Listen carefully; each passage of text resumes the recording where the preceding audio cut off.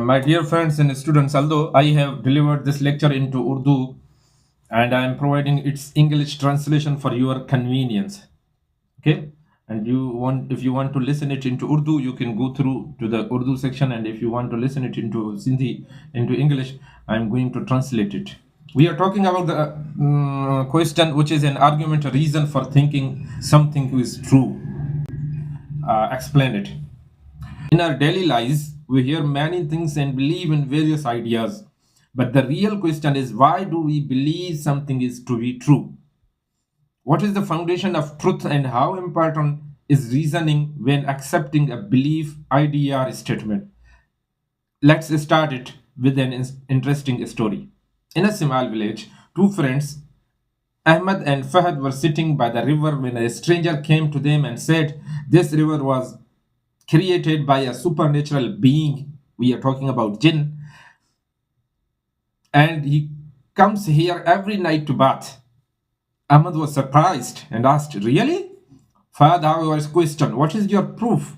The stranger replied, "This is what our elders have told us, and you should not doubt their words." Ahmad asked, "But have you ever seen this jinn, supernatural being, yourself?" The stranger had no answer. This is the story, and this story teaches us an important lesson. We should not believe anything without evidence. It is reason and argument that lead us to the truth. When we are talking about the argument, there are many kinds of argument.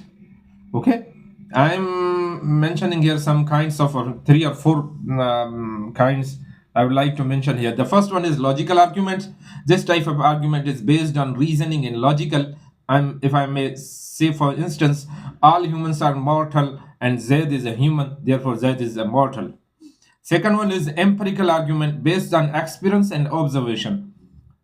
This argument is based on observation and experiment. For instance, if I may say that the sun rises from the east every day because we have the observation and we are observing it happening. It rises the sun from the east.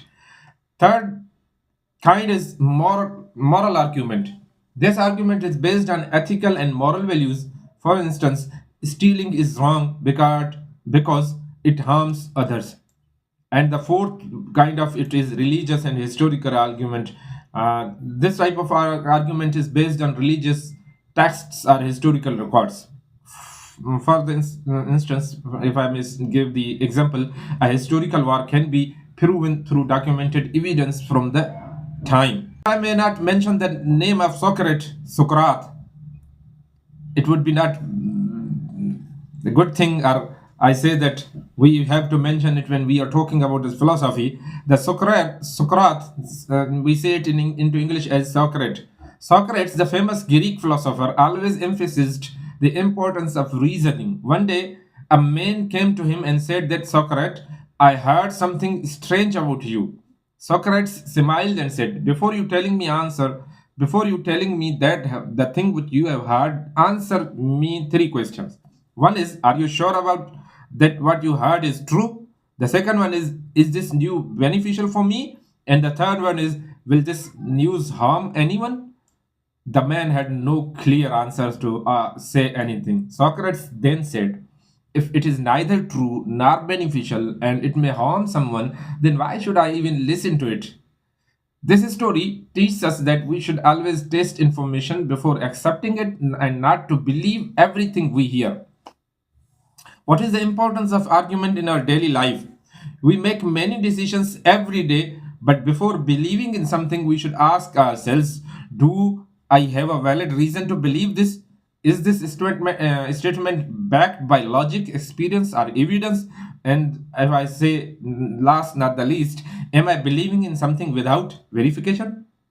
In conclusion, an argument, I would like to say that an argument helps us get closer to the truth. Believing something without a reason can lead to misunderstanding and deception. We should always analyze things based on logic, experience, and ethics before accepting them. Thanks a lot. Very kind of you. Assalamu alaikum.